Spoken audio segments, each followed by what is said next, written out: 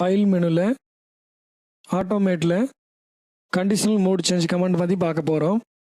இந்த கமாண்ட் எதுக்காக யூஸ் ஆகுதுன்னா, நம்ம இமேஜ் மெனுவில் மோட் சேஞ்ச் பண்ணுறோம் இல்லைங்களா, அதே ஒர்க் தான் வந்து இங்கே உங்களுக்கு மாற்றுது. ஓகேங்களா.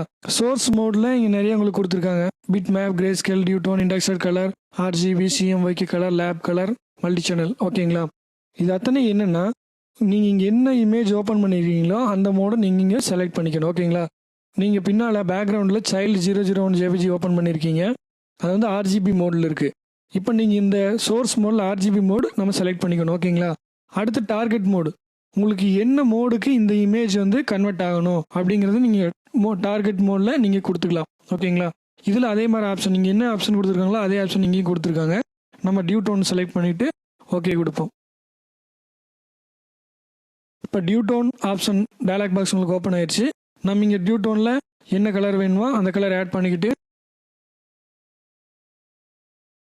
ஓகே கொடுத்துறீங்க. இப்போ அந்த இமேஜில் உங்களுக்கு மோட் பார்த்தீங்கன்னா டியூடோனை சேஞ்ச் ஆகிடுச்சு. ஓகேங்களா. இந்த இமேஜை வந்து நம்ம அன்டூ பண்ணிக்குவோம். ஆட்டோமேட்டில் ஃபிட் இமேஜ். இப்போ இந்த இமேஜ் வந்து எவ்வளவு பிக்சல்ஸோட இமேஜாக இருக்கணும்னு நீங்கள் நினைக்கிறீங்களோ அந்த இமேஜ் இங்கே கொடுத்துக்கலாம். வந்து 1600 பிக்சல்ஸ் இருக்கணும் இந்த இமேஜ் அப்படின்னு நீங்கள் நினச்சிட்டு வேல்யூ கொடுத்துட்டு ஓகே பட்டன் ப்ரெஸ் பண்ணிங்கன்னா இந்த இமேஜ் வந்து 1600 பிக்சல்ஸ் இருக்கும். நீங்கள் இமேஜ் மெனுவில் இமேஜ் சைஸ் செலக்ட் பண்ணிங்கன்னா பிக்சல்ஸ் டைமென்ஷன் இங்கே உங்களுக்கு நம்ம கொடுத்தோம் இல்லைங்க 1600, அது வந்து அது ரேஷியோக்கு தகுந்த மாதிரி மாறிடுச்சு. ஓகேங்களா.